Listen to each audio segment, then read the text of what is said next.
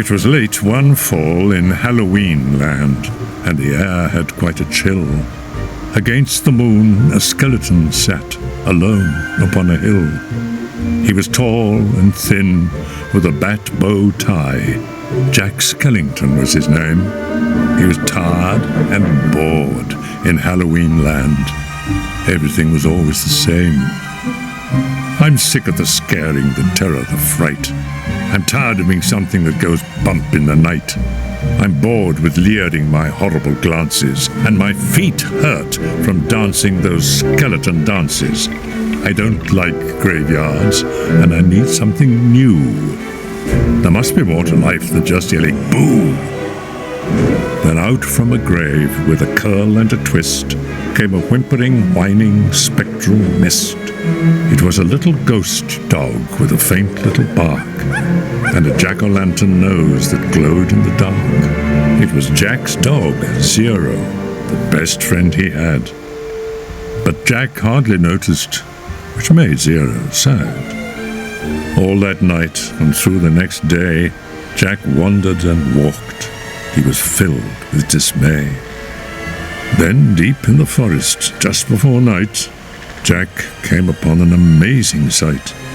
Not 20 feet from the spot where he stood were 3 massive doorways carved in wood. He stood before them, completely in awe, his gaze transfixed by one special door.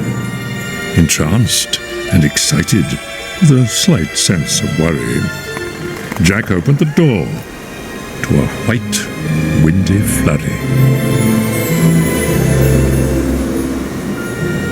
Jack didn't know it, but he'd fallen down in the middle of a place called Christmas Town.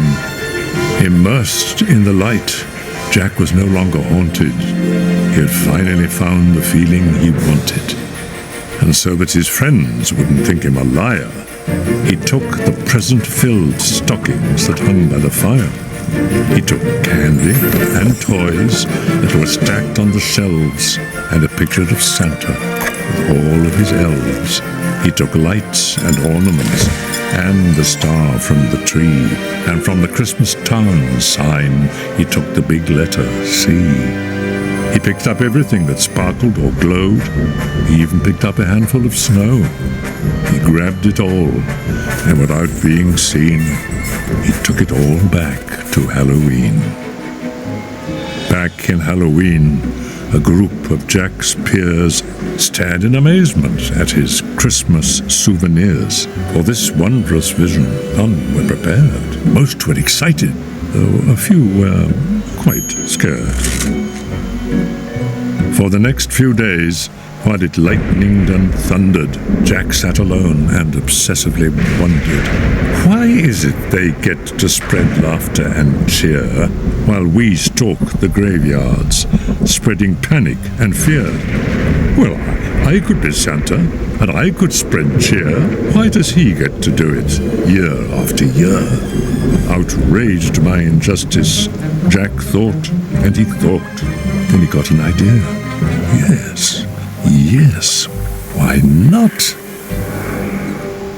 In Christmas Town, Santa was making some toys when through the din he heard a soft noise. He answered the door, and to his surprise, he saw weird little creatures in strange disguise. They were altogether ugly and rather petite. As they opened their sacks, they yelled, "Trick or treat!" Then a confused Santa was shoved into a sack and taken to Halloween to see Mastermind Jack. In Halloween, everyone gathered once more, for they'd never seen a Santa before. And as they cautiously gazed at this strange old man, Jack related to Santa his masterful plan. "My dear Mr. Claus, I think it's a crime that you've got to be Santa all the time. But now I will give presents, and I will spread cheer by changing places. I'm Santa this year. It is I who will say Merry Christmas to you. So you may lie in my coffin, creak doors, and yell boo! And please, Mr. Claus, don't think ill of my plan. for I'll do the best Santa job that I can."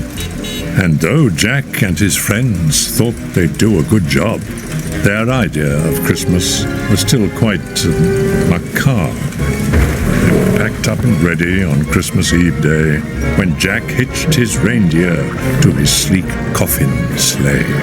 But on Christmas Eve, as they were about to begin, a Halloween fog slowly rolled in. Jack said, "We can't leave. This fog's just too thick. There will be no Christmas, and I can't be St. Nick." Then a small glowing light pierced through the fog. What could it be? It was Zero, Jack's dog. Jack said, "Zero, with your nose so bright, won't you guide my sleigh tonight?" And to be so needed was Zero's great dream, so he joyously flew to the head of the team. And as the skeletal sleigh started its ghostly flight, Jack cackled, "Merry Christmas to all, and to all a good night." 'Twas the nightmare before Christmas, and all through the house not a creature was peaceful, not even a mouse. The stockings, all hung by the chimney with care, when opened that morning would cause quite a scare. The children, all nestled so snug in their beds, would have nightmares of monsters and skeleton heads. The moon that hung over the new-fallen snow cast an eerie pall over the city below, and Santa Claus' laughter now sounded like groans, and the jingling bells like chattering bones. And what to their wondering eyes should appear but a coffin sleigh with skeleton deer, and a skeletal driver so ugly and sick they knew in a moment this can't be St. Nick. From house to house, with a true sense of joy, Jack happily issued each present and toy.